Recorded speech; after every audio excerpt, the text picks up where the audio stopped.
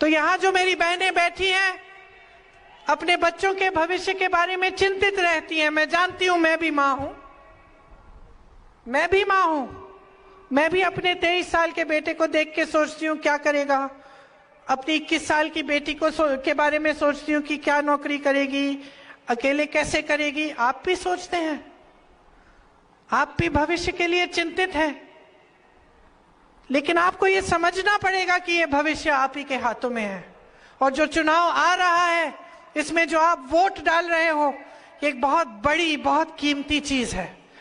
इसी से आपकी जिंदगी में आसानी आएगी, आपके संघर्ष कम होंगे, विकास आएगा, इसी से महंगाई कम होगी, इसी से तरक्की होगी।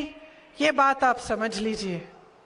तो बार बार मैं ये दोहरा रही हूं कि आपका प्रदेश एक ऐसा प्रदेश है जिसको श्री नारायण गुरु जी, श्री बसवन्ना जी जैसे महात्माओं ने सींचा।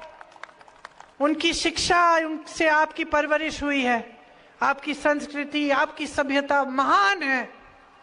और ये संस्कृति, ये सभ्यता आपको एक ही चीज बताती है, सत्य के मार्ग पर चलो और जागरूक हो। उन्हीं का सपना था, उन्हीं का सपना था कि ऐसी सरकारें बने आपके लिए, लोग ऐसे लोग राज करें जो आपके लिए, पब्लिक के लिए समर्पित रहे। और वही सपना आपका ही होगा, क्योंकि कोई संघर्ष चाहता नहीं है, कोई महंगाई में जूझना नहीं चाहता, कोई नहीं चाहता कि अपने बच्चे को बड़ा करे, शिक्षित करे, इतनी मेहनत करके आगे बढ़ाए और फिर बच्चा ऐसे ही भटक रहा है, उसके लिए नौकरी नहीं है, कोई नहीं चाहता। इसीलिए इस बहुत महत्वपूर्ण मौके को समझिए और जब आप वोट डालने जाएंगे तो अपने पक्ष में वोट दीजिए, अपने भविष्य के लिए, अपने कर्नाटका के लिए, अपने प्रदेश के गर्व के लिए। आपने देखा होगा कि किस तरह की बातें उठती हैं। आरक्षण की बात हुई, आपको बताया गया कि आरक्षण बढ़ाया जाएगा। कर्नाटका में बहुत सारे एड्स भी डाले, बहुत सारी बातें की। वही सरकार भाजपा की कर्नाटका में, भाजपा की केंद्र में कुछ नहीं किया। 9th शेड्यूल में डालना था, नहीं डाला।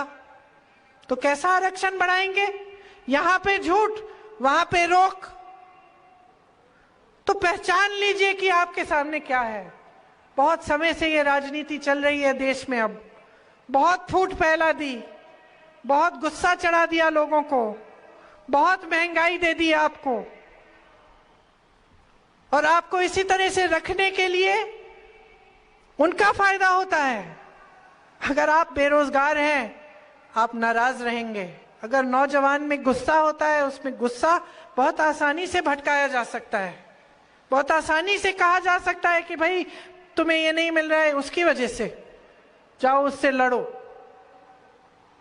तो आपको बेरोजगार रखना, आपको गरीब रखना, आपको त्रस्त रखना, आपको संघर्ष में रखना, किसी का फायदा हो रहा है इससे।